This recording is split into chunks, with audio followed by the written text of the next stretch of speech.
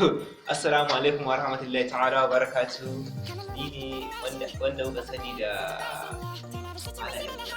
To, a nan dai na zo in kawo muku sai ku ci ne akan wata tasha wadda ta so ta fice amma tana kan hanya.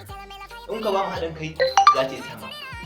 Amma mu kuma muna so a ce mu da ku da sauran bayan Allah gaba ɗaya haɗin ne gaba ɗaya.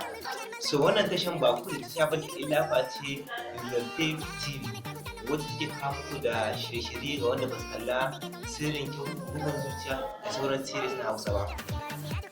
Zauna ta yi tunani na san cewa sabon shekarar nan komai zai blow, za a samu kuɗi, za a yi abin da muke fata kenan.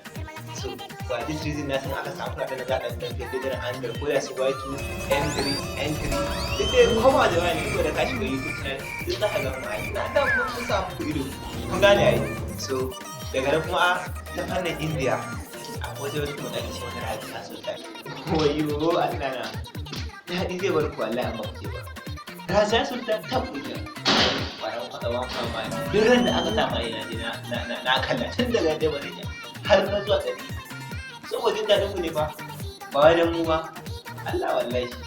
So da wannan zance na bar ku lafiya sai an jima a cewa kallon Music Safe TV tare da ni Malam Elza ke gabatar da wannan abu da ke ku ba a salam sai mun haɗa a cikin watan January ko February na dai sabon wannan shekarar 2021 ta lafiya.